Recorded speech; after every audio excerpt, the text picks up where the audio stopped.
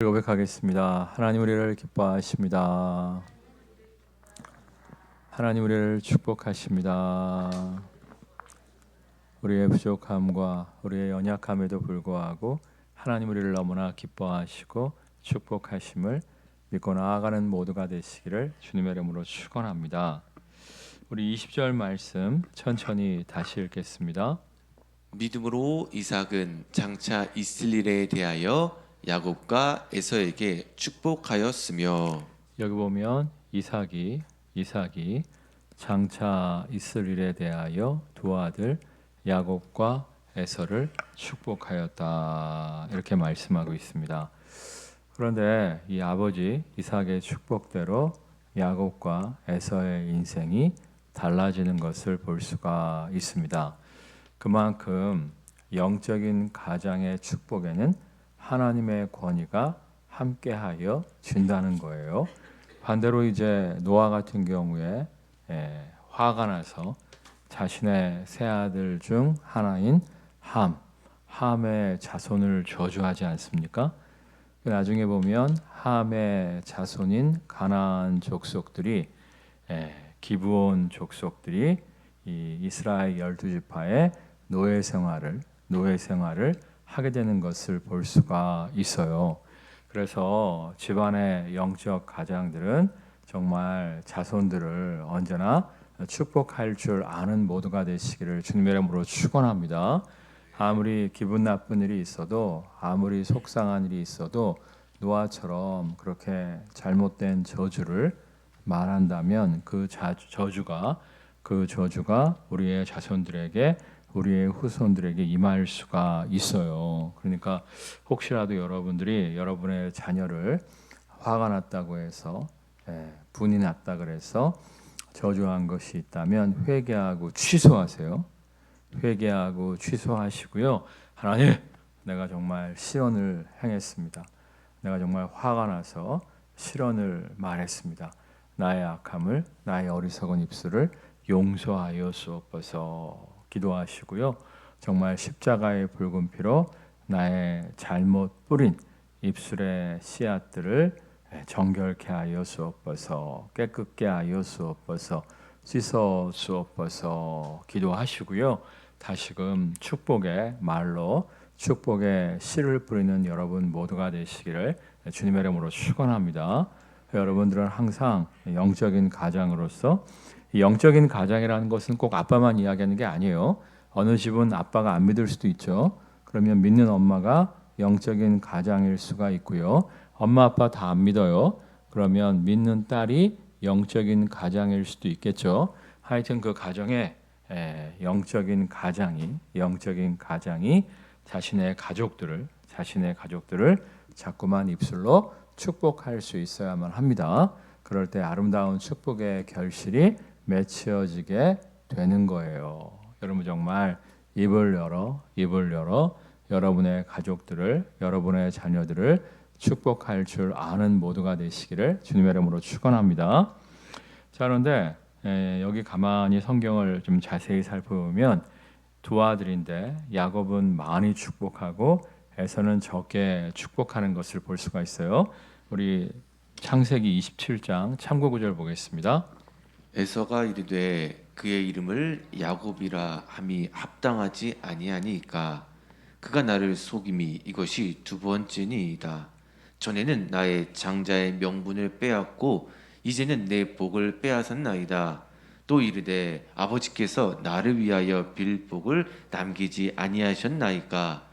이삭이 에서에게 대답하여 이르되 내가 그를 너의 주로 세우고 그의 모든 형제를 내가 그에게 종으로 주었으며 곡식과 포도주를 그에게 주었으니 내 아들아 내가 네게 무엇을 할 수 있으랴.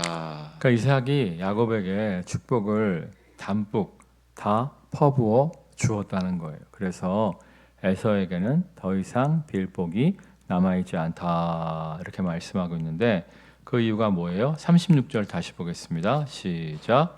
에서가 이르되 그의 이름을 야곱이라 함이 합당하지 아니하니까 그가 나를 속임이 이것이 두 번째니이다. 전에는 나의 장자의 명분을 빼앗고 이제는 내 복을 빼앗았나이다. 예, 그만. 그러니까 장자에게 더 많은 하나님의 축복을 부어주게끔 되어져 있었습니다. 그런데 에서가 큰아들 에서가 장자가 받아 누릴 하나님의 축복을 하나님의 명분을 소홀히 여겼다는 거예요. 소홀히 여겼다는 거예요. 그러니까 하나님의 축복에 대한 사모함이 없었다는 거예요. 하나님 축복 없이도 나는 잘 먹고 잘 살 수 있어. 이러면서 에서가 하나님의 축복을 소홀히 여겼다는 거예요. 그도 그럴 것이 에서는 당시에 굉장히 탁월한 사나이였죠. 당시에 정말 수렵 경제 사회였고 약탈 경제 사회였는데 에서는 산 뛰어다니고 들 뛰어다니면서 사냥을 잘하는 용맹한 사람이었어요. 그러니까 두려움이 없는 거예요. 야, 정말 내가 이렇게 체력도 좋고 사냥도 잘하고 나는 잘 먹고 잘 살 수밖에 없다. 엘리트 의식이 강했던 거예요. 반대로 야곱은 어떻습니까? 마마보이로서 어머님 품 안에서 어머님 만드는 요리를 돕고 있었다. 장막을 떠나지 않고 어머님 요리 만드는 것을 돕는 인생이었다. 이렇게 나와 있지 않습니까? 요즘이야 뭐 요리 잘하는 셰프가 굉장히 인기 있습니다만 당시에는 남자가 부엌을 들락날락거렸다. 부엌에서 요리 만드는 취미를 가졌다. 바보 중에 바보로 손가락질을 받았어요. 예전에 우리나라 같은 경우에도 이제 경상도 사나이들이 남자가 손에 물 묻히면 어떻게 남자가 이렇게 손에 물을 묻히냐고 막 뭐라고 했었잖아요. 그러니까 이 시대에는 정말 산 뛰어다니고 들 뛰어다니면서 사냥을 잘하는 용맹한 사람이 인정을 받던 시대였기 때문에 에서는 자신감이 있었던 거예요. 야, 나보다 잘난 놈이 있으면 나보라래. 나는 하나님 없이도 잘 먹고 잘 살 수 있어. 이런 자신감이 있었기 때문에 하나님의 축복을 사모함이 없었습니다. 근데 반대로 야곱은 자기가 마마보인 걸 알았어요. 야곱은 자기가 유약한 존재인 것을 알았습니다. 하나님, 나를 축복하시지 않는다면 이 험한 세상 내가 과연 어떻게 살아갈 수 있을지 심히 걱정됩니다. 하나님, 나에게 하나님의 축복을 허락하여 주시옵소서. 사모했단 말이에요. 사실은 제가 그랬어요. 제가 이제 운동도 못해, 노래도 못해. 하여튼 제가 가만히 보면 제가 모자란 게 굉장히 많아요. 여러분 다 아시죠? 8명이 달리기 하면 몇 등? 8등. 5명이 달리기 하면 몇 등? 5등. 3명이 달리기 하면 몇 등? 3등. 아유, 달리기만 못합니까? 모든 구기 종목에 완전히 무능하고 하여튼 여러 가지 면에서 제가 부족했기 때문에 저는 어렸을 때부터 하나님의 축복을 사모했어요. 하나님이 나를 축복하시지 않는다면 이 험한 세상에서 내가 어떻게 살아남을 수 있겠습니까? 그러니까 야곱의 마음이 바로 그랬다는 거예요. 하나님, 나는 형 에서에 비해서 너무나 부족합니다. 너무나 모자랍니다. 정말 하나님이 나를 축복하시지 아니하시면 나는 이 험한 세상 속에서 생존할 자신이 없습니다. 너무나 하나님의 축복을 사모할 때 하나님께서 동생 야곱이 더욱더 많은 축복을 받아 누리게끔 허락하여 주신 거예요. 그러니까 여러분, 잘났다고 생각하지 마시고요. 걷는 사람 위에 뭐가 있어요? 뛰는 사람이 있고, 뛰는 사람 위에 또 뭐가 있어요? 나는 사람이 있잖아요. 그러니까 여러분들이 정말 겸손히 하나님, 저는 부족한 존재입니다. 하나님이 저를 축복하시지 아니하시면 나는 아무것도 할 수 없습니다. 정말 하나님의 축복을 사모하는 모두가 되시기를 주님의 이름으로 축원합니다. 때로는 하나님께서 우리를 겸손케 하실 때가 있어요. 좀 잘난 줄 알았는데, 좀 잘 나가갖고 잘난 줄 알았는데 하나님 우리를 겸손케 하실 때가 있어요. 그럴 땐 기뻐하세요. 감사하세요. 하나님, 내가 좀 잘난 줄 알았는데, 내가 똑똑한 줄 알았는데 이런 어려움을 통해서 나를 겸손케 하시니 감사를 드립니다. 나를 겸손케 하심으로 말미암아 깨닫게 하시니 감사합니다. 내가 정말 겸손히 무릎 꿇어 하나님의 은혜를 사모함으로 말미암아 더 높이 더 멀리 날아오르게 하실 줄 믿습니다. 할 때 놀라운 회복의 능력을 허락하여 주실 줄 믿습니다. 그래서 목사님들 중에서는 굉장히 잘난 줄 알았는데, 굉장히 똑똑한 줄 알았는데 의외로 개척을 해보니까 의외로 청빙을 받아가고 첫 번째 교회에서 완전히 좋지 못한 열매를 거두는 경우가 있어요. 그럴 때 정말 겸손케 되셔서 정말 무릎 꿇어 기도함으로 말미암아 그 다음 목회지에서는 놀라운 회복을 거두는 목사님들이 있는 것을 볼 수가 있어요. 하나님은 어떤 하나님이에요? 상한 갈 때도 꺾지 아니하시고 다시금 회복의 은혜를 주시는 하나님이시잖아요. 이 사실을 믿으십니까? 그러니까 여러분들이 교만 떨다가 실패하고 낙심하고 좌절했다고 할지라도 낙심하지 마시고요. 다시금 회복의 하나님을 신뢰하며 하나님의 축복만을 사모하는 모두가 되시기를 주님의 이름으로 축복합니다. 우리가 하나님의 은혜와 축복을 사모할 때 다시금 우리를 일으켜 주시고 다시금 기회를 주시고 다시금 승리케 하시는 하나님을 만나게 될 줄 믿습니다. 21절 또 읽겠습니다. 21절. 믿음으로 야곱은 죽을 때에 요셉의 각 아들에게 축복하고 그 지팡이 머리에 의지하여 경배하였으며. 이 야곱이 또 죽을 때 12아들을 축복하고 특별히 이제 요셉의 2아들을 또 축복을 했는데 이 각 아들을 축복하는 원칙이 있었어요. 그게 뭐냐면 창세기 49장 참고 구절 보겠습니다. 이들은 이스라엘의 12지파라. 이와 같이 그들의 아버지가 그들에게 말하고 그들에게 축복하였으니 곧 그들 각 사람의 분량대로 축복하였더라. 그들 각 사람의 뭐대로 축복하였더라고요? 분량대로. 성경을 쭉 읽어보시면 그 사람의 그릇대로, 그 사람의 성품대로 하나님이 축복하시는 것을 볼 수가 있어요.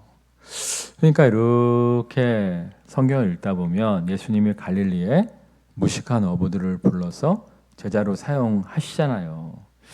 이 갈릴리의 어부들이 좀 무식하긴 했습니다만 그들을 가만히 살펴보면 열심히 있는 사람들이었어요. 열심히 있는 사람들.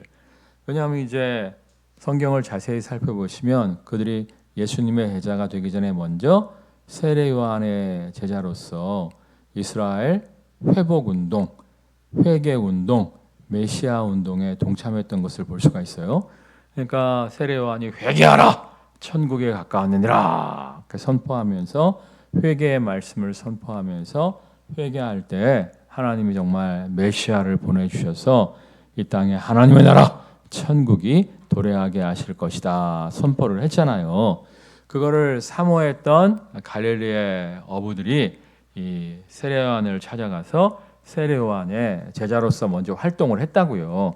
나중에 이제 예수님이 등장하셨을 때 세례 요한이 예수님을 향하여 자신의 제자들에게 보라! 세상 죄를 지고 가는 하나님의 어린 양이로다 하니까 세례 요한의 제자였던 그들이 우르르 예수님께 몰려가서 예수님의 제자로서 활동하는 것을 볼 수가 있잖아요.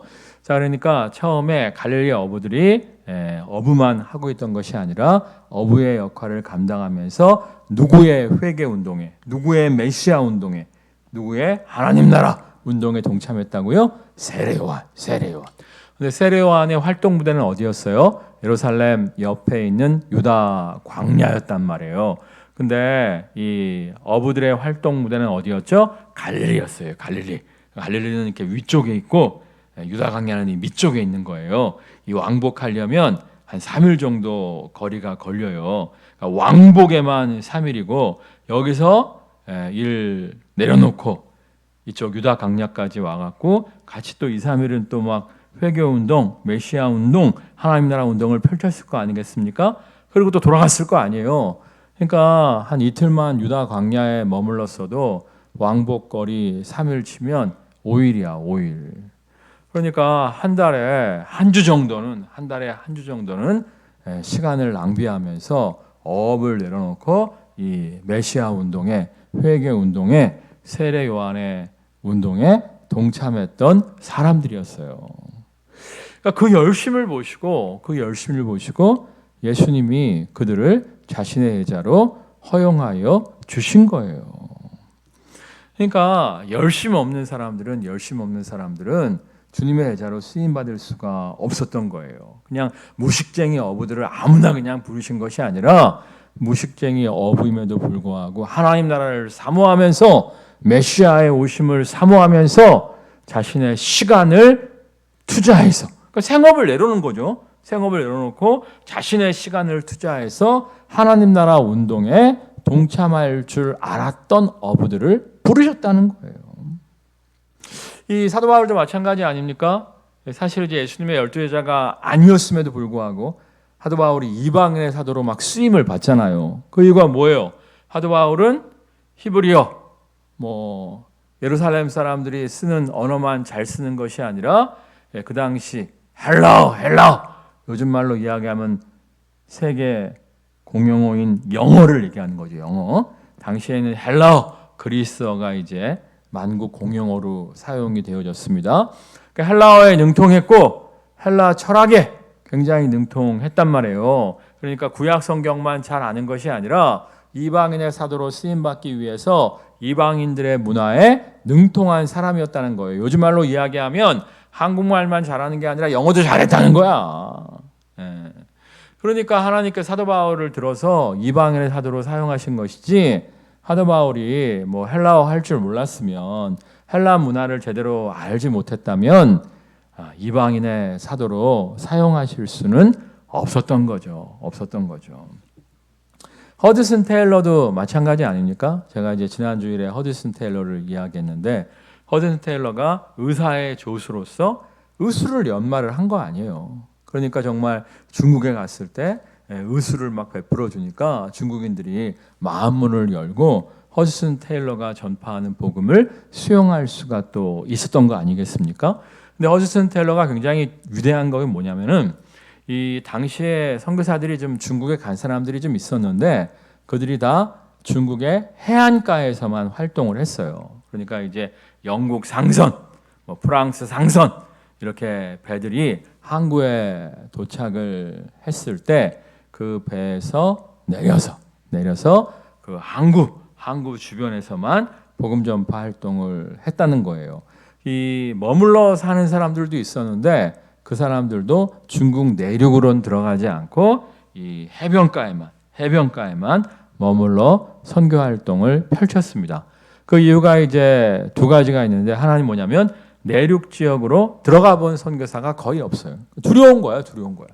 괜히 중국 내륙 지역으로 들어갔다가 큰 코 다치면 어떻게 하나 두려움이 있었고, 두 번째는 이 물품이 필요하잖아요. 선교할 때 물품도 필요하고 돈도 필요한데 내륙 지역에서 활동을 하면 우편 제도 같은 것들이 그때 발달해 있지도 않았기 때문에 여러 가지 선교 후원 물품들을, 선교 후원비를 받을 수가 없었어요. 해안가에서 선교 활동을 펼쳐야 자주 들어오는 영국 상선, 프랑스 상선 배들이 여러 가지 선교 물품이나 돈을 공급해 줄 수 있었지, 중국 내륙으로 들어가면 여러 가지 물품이나 돈을 공급받기가 어려웠단 말이에요. 그래서 많은 선교사들이 항구에 머물고 있었지 중국 내륙으로 들어가지 않았거든요. 근데 허드슨 테일러는 의술만 탁월한 사람이 아니었고 용감한 사람이었어. 브레이브 하트가 있는 사람이었어. 하나님께서 내가 중국 선교의 문을 열기를 원하신다면 천군 천사를 보내셔서 나를 지키실 줄 믿습니다. 믿고 그냥 중국 내륙까지 들어간 거예요. 물품도 마찬가지입니다.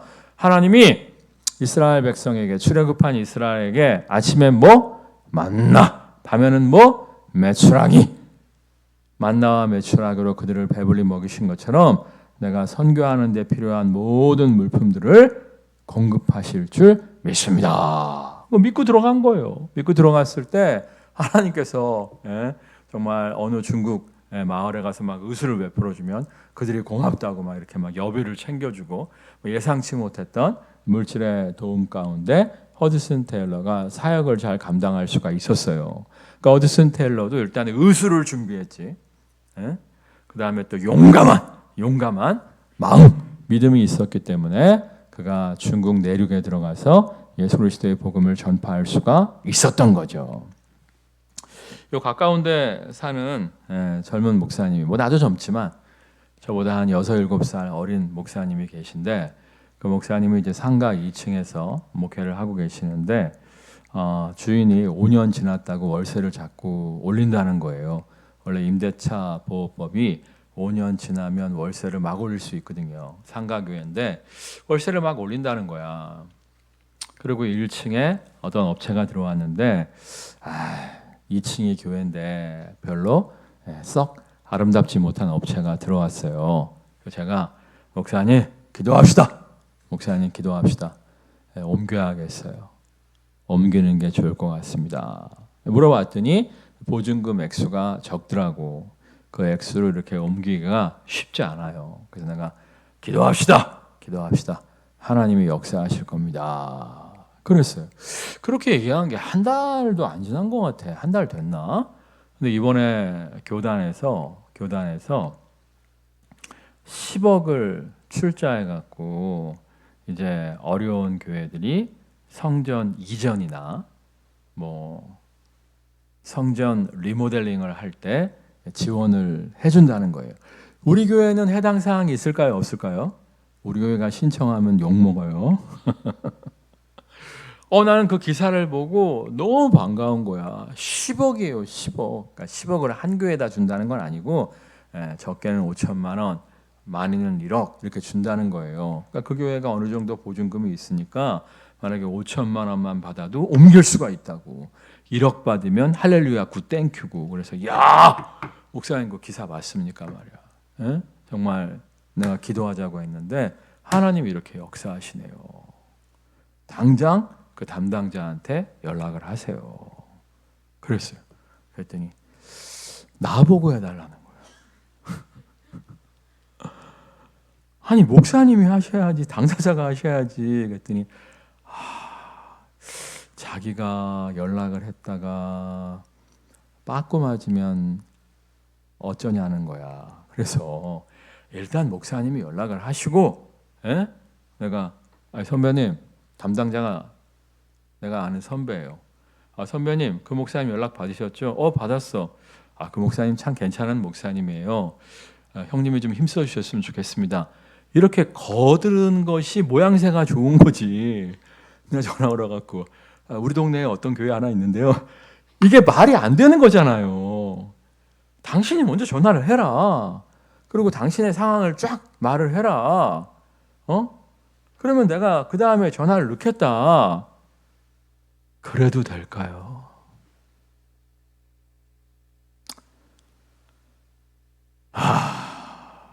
답답하더라고요. 내가 그랬어요. 도와주는 사람 입장에서도 의지가 보이는 사람. 이 교회를 도와주면 이 교회가 살아나겠구나. 이 교회가 일어나겠구나. 이런 교회를 도와주지. 이 목사님 도와준다고 열심히 할까? 이 목사님 도와준다고 잘할 수 있을까? 이런 목사님은 나라도 안 도와준다. 당장 연락하고 오늘 밤에 저기 지축 쪽하고 향동 쪽하고 부동산 당겨봐라. 그러니까 5천만 원을 도와줄지 1억을 도와줄지 알 수 없으니까 5천만 원을 도와줬을 때 적당한 상가, 1억을 도와줬을 때 적당한 상가 좀 알아봐라. 그랬더니 액수가 나온 다음에 알아보는 게 맞지 않나요?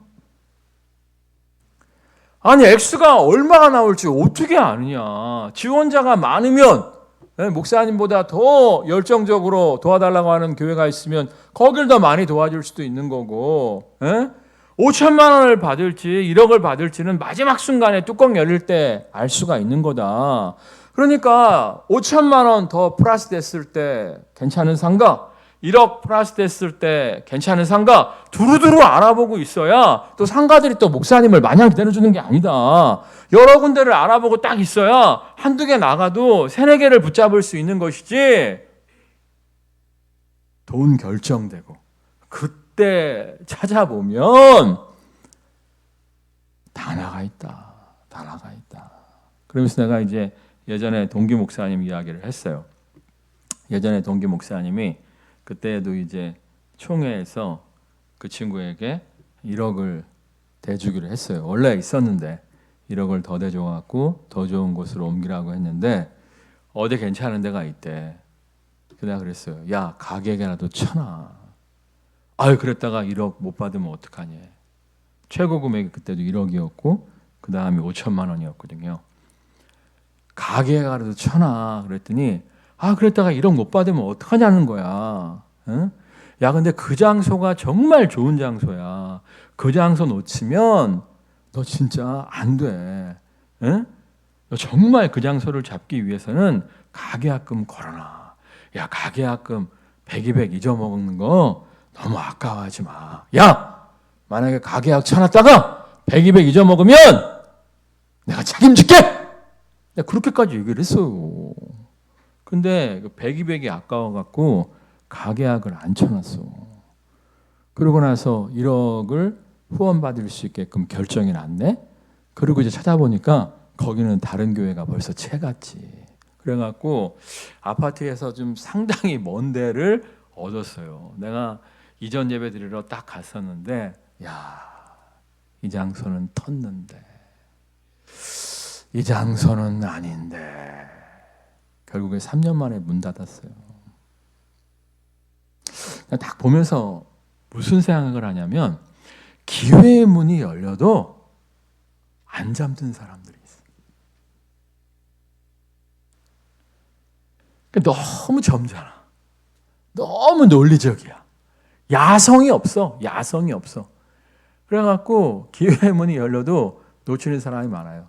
제 동기 이야기를 하면서 목사님 일단은 돌아다니면서 괜찮은 데가 있으면 가계약금이라도 쳐놔라. 그래야지 또 결정됐을 때 붙잡을 수 있는 것이고, 또 가계약 친 그 서류 들고 와갖고 목사님 가계약 쳐놨습니다. 1억을 주셔야 됩니다. 뭐 땡깡을 부리면 5천만 원이 아니라 진짜 1억 받을 가능성이 높아진다.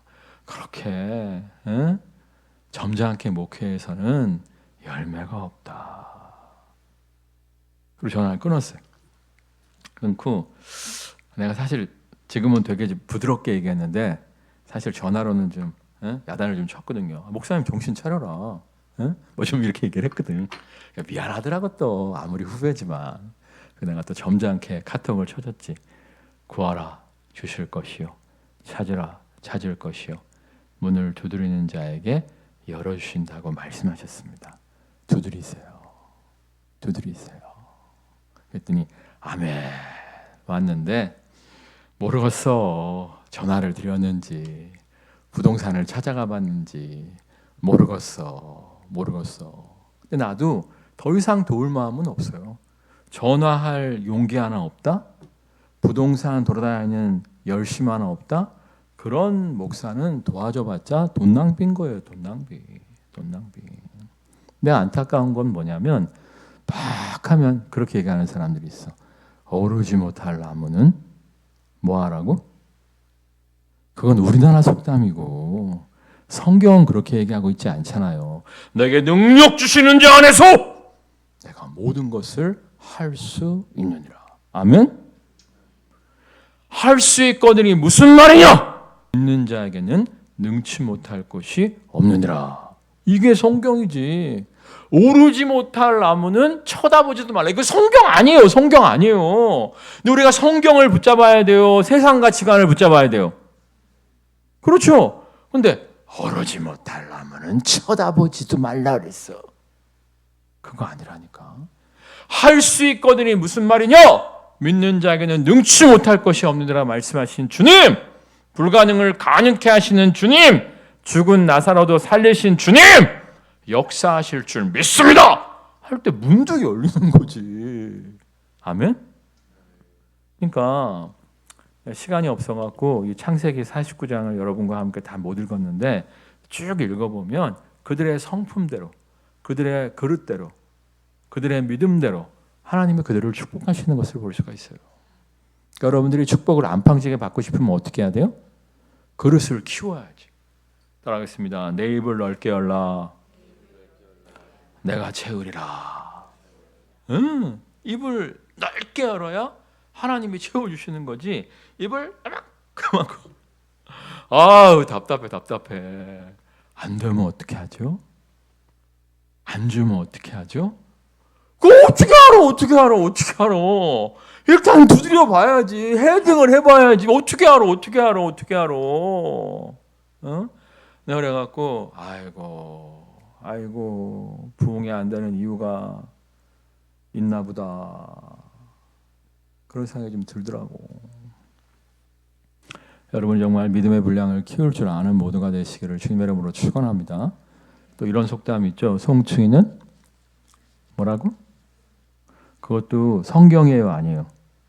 성경 아닙니다. 갈릴리 어부들에게 너네는 어부니까 계속 어부해라? 이렇게 말씀하셨어요? 너네는 송충이니까 계속 송충해라 이렇게 말씀하셨어요? 아니죠.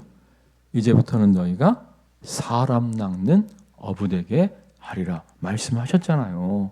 하나님은 너는 송충이니까 솔잎 먹어라 이런 얘기 안 하신다니까. 네가 어부였어도 이제는 사람 낚는 어부가 될 것이라고 말씀하신다니까. 그런데 예수를 믿었어도 세상 가치관에 꽉 사로잡혀 있는 사람들이 있어. 그러니까 하나님의 기적을 맛보지를 못하는 거예요. 제가 이번에 우리나라가 유교의 잿더미 가운데 일어난 4가지 이유가 있다고 말씀드렸어요. 첫 번째가 뭐라고요? 뭐라고? 모르시지? 첫 번째 뭐라고? 열정. 두 번째가 뭐라고? 배움에 대한 갈망. 이거 굉장히 중요해요. 세상이 계속 바뀝니다. 수많은 직업들이 사라졌어요. 그렇지만 수많은 직업들이 또 생겨나고 있어요. 그러니까 이번 코로나에 우리나라 사람들이 대단한 게 뭐냐면은 영국이나 프랑스 사람들은 가업을 많이 있잖아요. 그러니까 아버지가 빵장수였어. 그러면 뭐 우리나라 말로 서울대, 연대, 고대를 나왔어도 졸업하면 뭐해? 빵장수 하는 거야. 아버지가 구두수선공이었어. 그러면 뭐 서울대, 연대, 고대를 나왔어도 구두수선공 하는 거야. 그게 이제 영국, 프랑스의 습관이거든요. 코로나가 터졌는데 수많은 업종들이 사라져버린 거야. 이 사람들이 멘붕이 온 거야. 수십 년 동안 해왔던 가문의 가업을 이을 수가 없게 되니까. 근데 우리나라 사람들은 그런 거 없다는 거야. 우리나라 사람들은 새로운 것을 배우기를 좋아한대. 그래갖고 내가 컴퓨터 자격증이 없었어. 근데 시대가 컴퓨터를 요구해. 그럼 컴퓨터 배우는 거야. 새로운 기술을 배워갖고 새로운 직업을 찾아 나서는데 빠른 민족이 우리나라 사람이라고 하더만. 그러니까 여러분들이 뭐 송충이는 솔잎을 먹어야 된다. 웃기는 소리고요. 계속 배우셔야 돼요. 누가 그러더라고. 아유, 언제까지 배워야 됩니까? 그런 얘기를 하던데 세상이 계속 바뀌어요. 스마트폰 5년 전에 있었어요, 없었어요?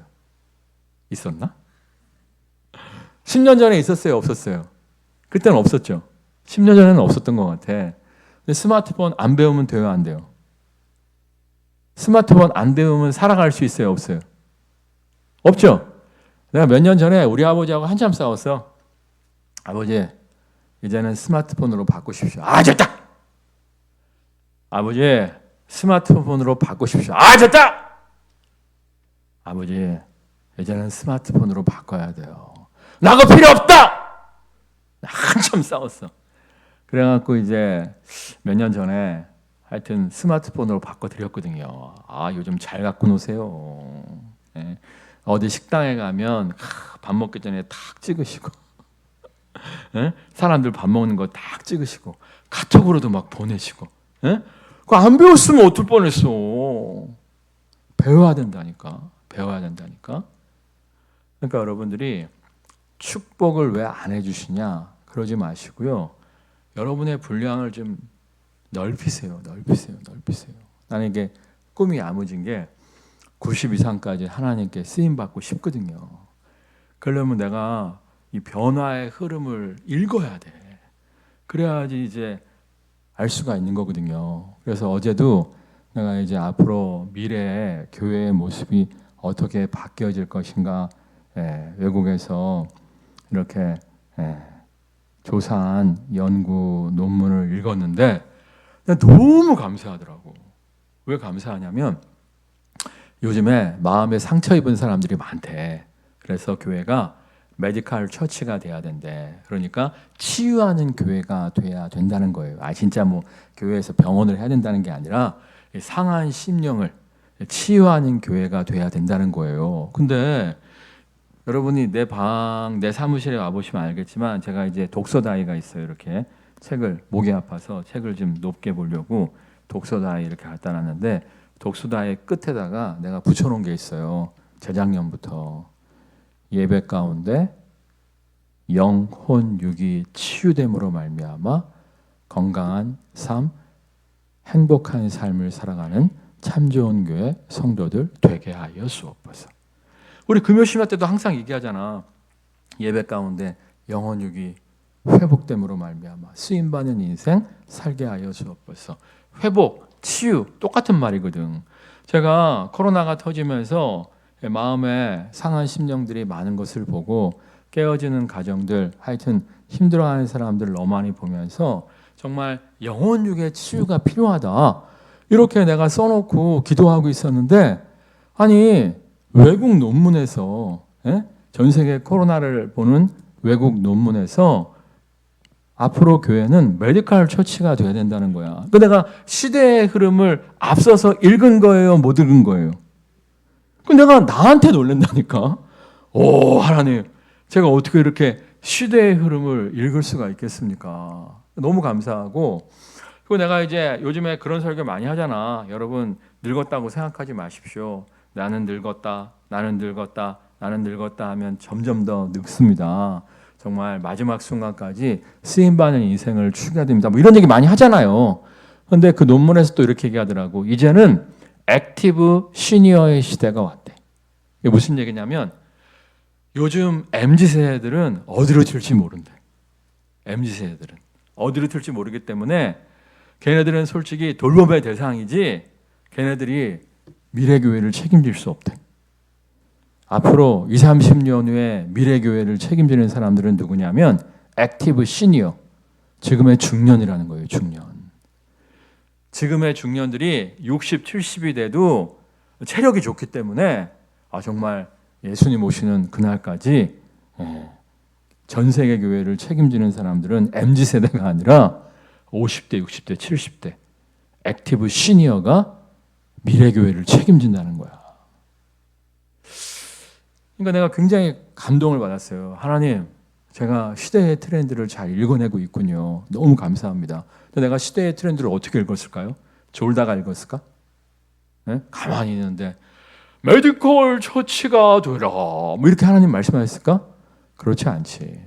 기도하면서 성경 보면서 성도들의 삶을 살피고 끊임없이 연구하는 가운데 시대의 흐름을 잡은 거예요. 그러니까 여러분들이 쓰임받고 싶으면 그릇을 넓혀야 돼요. 공부하셔야 돼요. 네? 우리 한국이 잿더미에서 일어난 4가지 요소 중에 첫 번째가 뭐라고? 열정. 두 번째가 뭐라고? 배움에 대한 갈망. 배움에 대한 갈망이 있어야 된다니까. 그러니까 여러분이 그릇을 키운 만큼 쓰임받을 수가 있는 거예요. 정말 그릇을 키움으로 말미암아 맨날 송충 있는 솔잎을 먹어야지 뭐 오르질 못할 나무는 안 쳐보다 보는 게 낫다. 뭐 이상한 소리 하지 마시고 정말 끊임없이 갈망하고 배움으로 말미암아 여러분의 그릇을 넓힐 줄 아는 모두가 되시기를 주님의 이름으로 축원합니다. 그리고 이제 우리 교회 이제 50대, 60대, 70대는 따라하겠습니다. 나는 액티브 시니어다. 액티브 활동적인 여러분에게 한국 교회, 전 세계 교회의 미래가 달려 있습니다. 그러니까 강조원 사님이 요즘 나한테 항상 그래요. 아이 목사님 나 조금 있으면 환갑이에요, 환갑. 그런 얘기 그만하라니까. 액티브 시니어의 시대가 됐어요. 22절 말씀 읽겠습니다. 22절. 믿음으로 요셉은 임종시에 이스라엘 자손들이 떠날 것을 말하고 또 자기 뼈를 위하여 명하였으며 임종할 때 이스라엘 자손이 떠날 것을 말했어요. 출애굽할 것을 말한 건데 어떻게 그렇게 얘기할 수 있었어요? 하나님이 약속하셨으니까. 하나님의 약속의 말씀을 자손들에게 가르쳤다는 거예요. 그러니까 나를 여기서 완전히 매장하지 말고 가매장했다가 너희들이 출애굽해서 약속의 땅에 들어가거들랑 진짜 베개로 잘 매장해다오 이렇게 얘기를 했다는 거예요. 그러니까 우리가 우리의 자손들에게 뭘 가르쳐야 된다는 거예요. 따라하겠습니다. 하나님의 약속을 가르칩시다. 그러니까 하나님의 약속을 막 가르쳐야 돼요. 그러니까 우리 자식들이 막 두려워 떨고 있으면 두려워하지 말라. 내가 너와 함께함이라. 놀라지 말라. 나는 내 하나님이 됨이니라. 나의 의로운 오른손으로 너를 붙들리라 말씀하셨어. 쫄지 마. 이렇게 해주는 거죠. 진로 때문에 갈등하고 있다면 너의 길을 여호와께 맡기라. 그리하면 저가 이루시고 내 길을 정오의 빛같이 하시리라 말씀하셨어. 하나님께 너의 인생길을 맡겨. 응? 정말 좋은 배필을 얻을 수 있을까? 뭐 고민하고 있다면 떡을 달라는데 돌을 주며 생선을 달라는데 뱀을 줄 자가 있겠느냐 말씀하셨어. 구하는 자에게 좋은 걸 주신다고 하셨으니까 너에게 좋은 배필을 주실 거야. 이렇게 약속의 말씀을 여러분들이 여러분의 자손들에게 가르칠 수가 있어야 돼요. 아멘? 그러니까 지금 경제적으로 좀 두려움 가운데 있는 분들이 있다면 따라하겠습니다. 나의 하나님이 그리스도 예수 안에서 그 영광 가운데 풍성한 대로 너희 모든 쓸 것을 채우시라. 이러면서 야 걱정하지 마. 하나님 우리 가정의 필요를 채우신다. 뭐 이래야 되는 거예요. 아멘? 그러니까 여러분이 먼저 믿고 그러니까 요셉이 진짜 베개로 믿은 거야. 그러니까 가매장하라고 얘기한 거 아니에요. 안 믿었으면 이런 얘기 안 하잖아요. 그러니까 여러분이 일단 믿는 모습을 자녀들한테 보여야 돼. 그러니까 여러분들이 말씀 붙잡고 나아가는 모습을 보여야 돼. 그래야지 애들이 야 우리 아빠가 말씀 붙잡고 나아가는 모습을 보이더니 역경의 순간, 시련의 순간에도 말씀 붙잡고 나아가는 모습을 보이더니 정말 역경과 시련의 순간에 승리하는 하나님을 체험하시되 우리 아빠의 하나님이 나와도 함께 하실 줄 믿습니다. 믿고 말씀 붙잡고 나갈 수가 있는 거예요. 근데 여러분들이 맨날 두려워해. 말씀 못 붙잡고 맨날 두려워해. 예? 교회에서는 뭐 나의 하나님이 그리스도 예수 안에서 그 영광 가운데 풍성한 대로 너희 모든 쓸 것을 채우시라 말씀하였습니다. 하나님 여러분의 쓸 것을 채우실 줄 믿습니다. 그러면 아멘 해놓고 집에 와갖고 아이고 이런 모습을 여러분의 자녀들한테 막 보여. 그럼 애들이 뭐라고 생각해? 우리 엄마 아빠는 하나님 말씀을 안 믿는구만. 그리고 믿음이 없는 곳에서는 하나님의 역사가 일어나요? 안 일어나요? 안 일어나잖아. 그럼 여러분의 자녀들이 여러분의 믿음 없음대로 하나님의 역사가 여러분의 가정에 일어나지 못하는 것을 보게 되고 그럼 여러분의 자녀들에게도 믿음이 생겨요? 안 생겨요? 안 생기잖아. 안 생기잖아. 나는 사실은요. 목회하면서 굉장히 낙심의 상황이 많이 있었습니다. 불가능의 상황이 굉장히 많이 있었습니다. 그럼에도 불구하고 애들 앞에서 좋게 얘기하면 믿음의 고백이고 나쁘게 얘기하면 후라이 뻥을 많이 쳤어요. 걱정하지 마! 하나님이 역사하실 거야! 한 문이 닫히면 다른 문을 여시는 하나님이요! 뭐 이렇게 막 대포를 막 빵빵 쐈습니다. 솔직히 나도 불안했지. 그러면서도 대포를 빵빵 쏘고 구하고 찾고 두드릴 때 하나님의 열린 문들을 발견할 수가 있었어요. 그러니까 애들이 야 아빠 말대로 하나님이 역사하시네. 그러니까 애들이 점점 말씀을 믿는 거야. 말씀을 믿는 거야. 그러니까 우리 애들도 뭔가 이렇게 도전할 때 이야기하더라고. 아빠가 말한 대로 하나님이 역사하실 줄 믿습니다. 막 그래요. 그래서 어떨 때는 엄마가 대충 대답하면 엄마 왜 하면 안 해? 이거 내 멘트거든. 내가 애들한테 야 너 왜 하면 안 해? 야 너 왜 하면 안 해? 이게 내 멘트인데 엄마가 크게 하면 안 하면 엄마 왜 크게 하면 안 해? 막 이러고 나도 뭐 하다가 크게 하면 안 할 수가 있잖아요. 그러면 아빠 왜 크게 하면 안 해? 막 이래요. 그러니까 내가 하는 거를 그대로 보고 배운 거야. 그리고 또 그렇게 믿음으로 나아가니까 또 길이 열리더라고. 그러니까 여러분들이 어떤 삶의 모습을 보여줘야 된다고요? 약속의 말씀을 믿고 나아가는 삶의 모습을 보여줘야 돼요. 그럴 때 여러분의 자녀들도 약속의 말씀을 믿고 나아감으로 말미암아 하나님의 승리를 쟁취하게 될 줄 믿습니다. 찬양하겠습니다.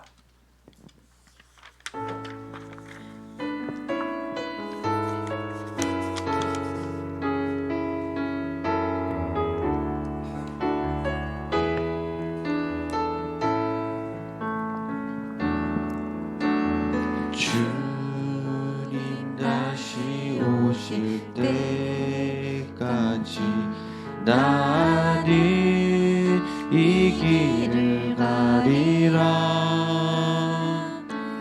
좁은 문 좁은 길 나의 십자가 지고 나의 가는 이 길 끝에서 나는 주님을 보리라. 영광의 내 주님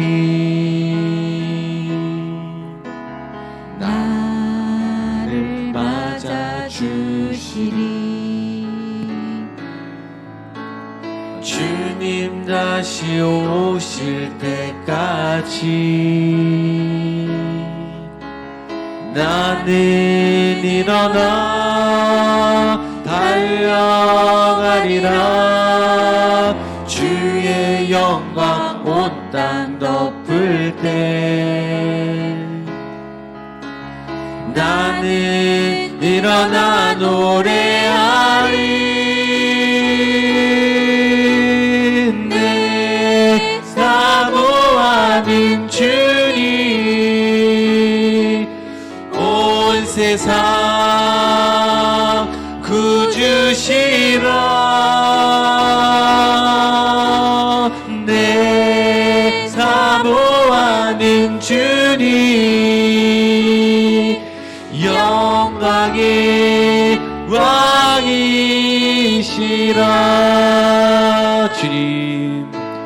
주님 다시 오실 때까지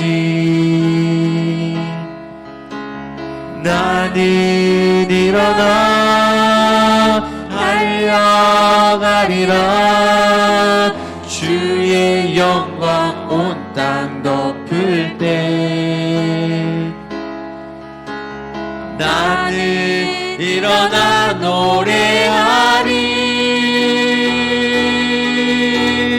내 사모하는 주님 온 세상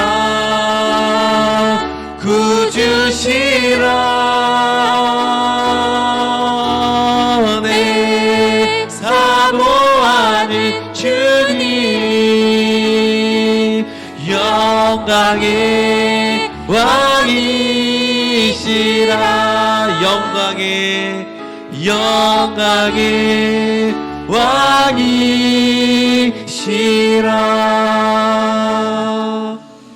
우리가 축복을 말하는 사람이 되게 하여 주옵소서. 근데 내가 먼저 정말 축복을 사모하는 자가 되게 하옵시며 축복에 합당한 그릇 되게 하여 주옵소서. 내가 먼저 약속의 말씀 붙잡고 나아가면서 우리의 영적 자녀들에게, 영적인 후손들에게 말씀 붙잡고 나아가는 삶을 모범으로 보이게 하여 주옵소서. 이를 통해 우리와 우리의 자손들이 모두 함께 하나님의 축복을 받아 누리게 하여 주옵소서. 합심해서 기도하겠습니다. 할렐루야. 사랑하는 아버지 하나님, 내가 먼저 약속의 말씀 가운데 나아가게 하여 주시옵소서. 아버지 주의 그 약속의 말씀 붙잡고 나아가게 하여 주시옵소서. 우리에게 예비하신 것, 우리에게 늘 좋은 것을 허락하신 주님, 그 주의 약속의 말씀 붙잡고 담대하게 나아가는 용기를 허락하여 주시옵소서. 후하라 그러면 주실 것이요 말씀하신 주님, 혹시 다른 문이 막히면 또 다른 문이 열리게 하신 주님, 그 주님을 믿고 담대하게 나아가게 하여 주시옵소서. 할 수 있거든요. 무슨 말이냐? 아버지 우리에게 말씀하셨습니다. 우리가 믿음으로 나아갈 때 능치 못할 것이 없음을 선포하며 담대하게 나아가게 하여 주시옵소서. 아버지 우리에게 능력 주신 자 안에서 모든 것을 할 수 있음을 믿고 약속의 말씀 붙잡고 오늘도 이 세상 가운데 담대히 주의 자녀로 약속 때 예비하신 축복을 맛보는 모두 되게 하여 주시옵소서. 우리가 정말 하나님의 축복을 선포하는 자가 되게 하여 주옵소서. 그런데 내가 먼저 축복을 누릴 줄 아는 자가 되게 하여 주옵소서. 이를 위하여 축복을 사모하게 하여 주옵소서. 갈망하게 하여 주옵소서. 축복에 합당한 믿음을, 축복에 합당한 그릇을 키우는 내가 되게 하여 주옵소서. 내가 먼저 약속의 말씀 붙잡고 강하고 담대하게 나아가면서 그 모습을 우리의 자녀들에게, 우리의 영적인 자녀들에게 보여주게 하여 주옵소서. 이를 통하여 우리만이 아니라 우리의 자녀들도 환난과 역경 가운데 두려워 떠는 자들이 아니라 약속의 말씀 붙잡고 나아감으로 말미암아 하나님의 기적을 체험하는 우리와 우리의 후손들 되어지게 하여 주옵소서. 예수 그리스도의 이름으로 기도드립니다. 아멘.